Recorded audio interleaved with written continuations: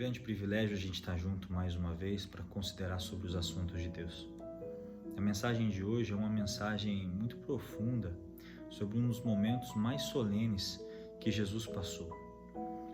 Mateus, o capítulo 26, verso 36 até o 46, fala sobre os momentos de Jesus no Getsêmani. A missão dolorosa e grandiosa de Cristo na cruz, Ele morrer por nós, ela é precedida por um momento muito especial, o momento de Jesus no jardim, no Getsêmani, orando e buscando força, buscando poder para a grandiosa ação que Ele faria. Há uma frase que diz assim: a vitória sobre o pecado não é algo realizado no momento da ação em si, mas sim antes nos momentos silenciosos de luta intensa. Perceba que o primeiro Adão, no começo da humanidade, se rebelou no Éden e trouxe pecado e morte. Em contrapartida, o segundo Adão, como é dito em 1 Coríntios, Jesus Cristo, ele se submete no Getsêmani e traz vida e salvação para aquele que crê. Você percebe o paradoxo? Percebe Adão sendo rebelde no jardim e o resultado sendo morte. Jesus se submetendo no jardim e o resultado é vida. Curioso isso, né?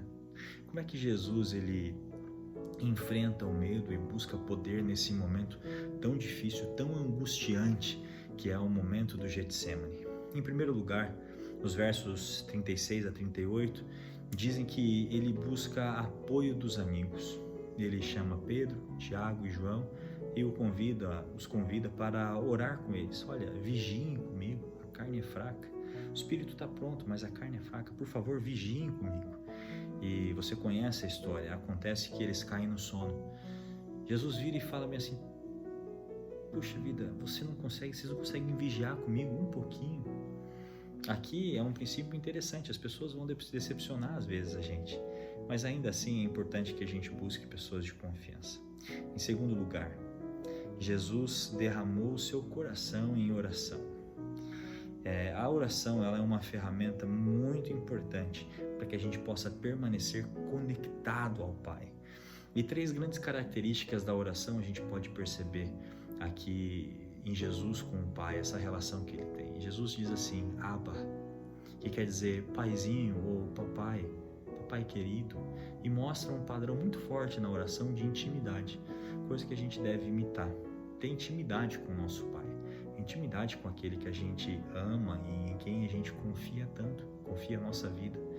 E eu acho bonito quando eu vejo algumas pessoas de coração sincero orarem dessa forma, papai querido, papai do céu, paizinho amado. Eu acho isso muito interessante. Eu acho que é uma intimidade que você deve valorizar. E foi dessa forma que Jesus orou. O segundo ponto que eu destaco na oração de Jesus é que ele diz assim: se possível, passa de mim esse cálice. É a sinceridade. Jesus estava sendo sincero. Ele diz assim, se tiver alguma forma da gente salvar a humanidade, do nosso pacto, da nossa aliança, do nosso combinado, continuar, mas sem eu precisar passar por essa angústia, passar por essa tribulação, por favor, faça esse milagre em mim, se for possível. Ele é sincero. Eu lembro de Jabes orando para que ele fosse livrado do mal e não tivesse aflição, e Deus atendeu, é o que diz em Crônicas. Para Jesus, não. No caso de Jesus, Deus fica em silêncio e Jesus ele entende isso e diz assim: mas não seja como eu quero, mas seja como tu queres, ou seja feita a tua vontade e não a minha. E esse é o terceiro ponto que eu aprendo na oração dele, a submissão. Ele é íntimo do Pai, ele é sincero com o Pai, mas ele se submete ao Pai, entendendo que o Pai está no governo daquela situação e Jesus ele se entrega voluntariamente para aquele sacrifício vicário. Qual é a vontade de Deus para a sua vida hoje? Há um texto que eu gostaria de considerar com vocês, e esse texto está em Romanos, o capítulo 12, e diz assim: rogo-vos, pois, irmãos, pelas misericórdias de Deus, que apresentei o vosso corpo por sacrifício vivo, santo e agradável a Deus, que é o vosso culto racional.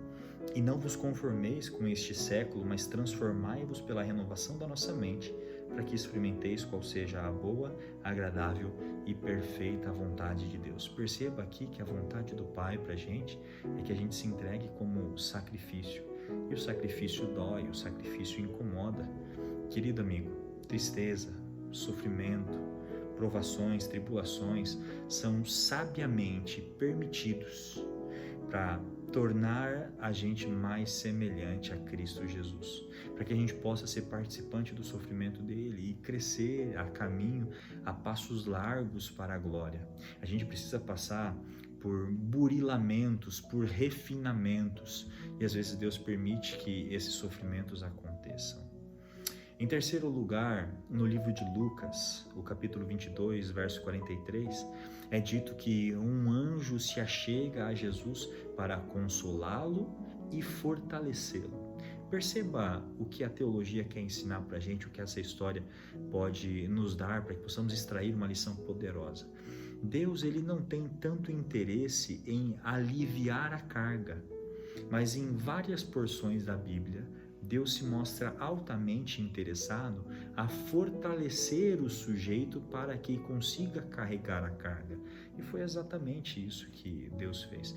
Não tirou a carga de Jesus, não tirou o cálice, mas levou um anjo e trouxe um anjo para fortalecê-lo nesse momento. Há uma frase muito famosa na Bíblia e diz: tudo posso naquele que me fortalece.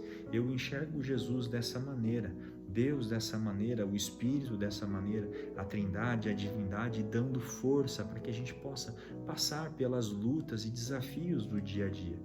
Eu não sei como é que funciona na sua cabeça, se você só tem orado para que Deus tire os problemas e te livre do mal.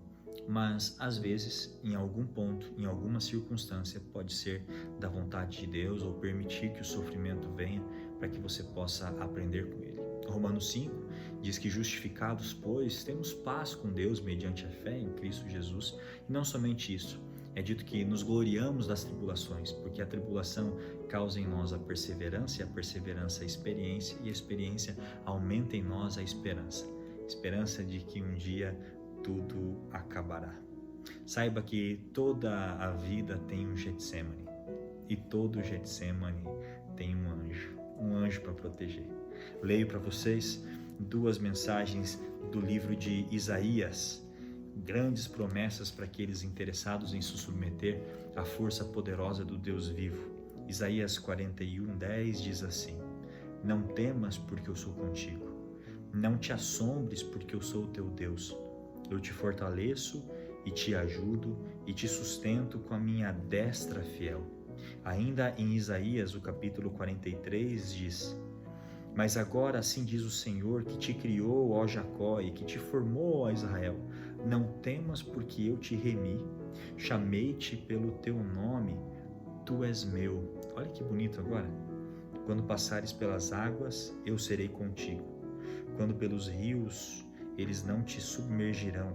Quando passares pelo fogo, não te queimarás, nem a chama arderá em ti.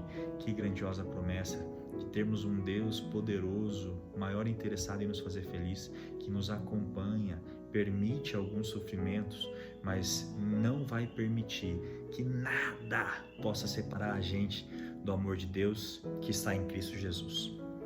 Em quarto lugar e último, Jesus Cristo cumpre a parte que lhe corresponde. Mateus ainda 26, 45 até o 56, ele é levado para ser julgado e depois posto numa cruz. Jesus vai para ser entregue. Judas o beija, Jesus é preso, Pedro corta a orelha do soldado, João a gente vai ouvir, o nome dele era Malco. Jesus recoloca a orelha na cabeça, né?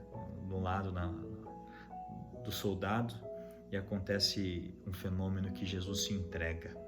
João 10, verso 17 e 18, ele diz assim que eu dou a minha vida voluntariamente. Jesus não era uma vítima pobre, indefesa, involuntariamente, forçado pelas circunstâncias. Jesus livremente, voluntariamente, deliberadamente se entrega e completa a sua jornada para a cruz.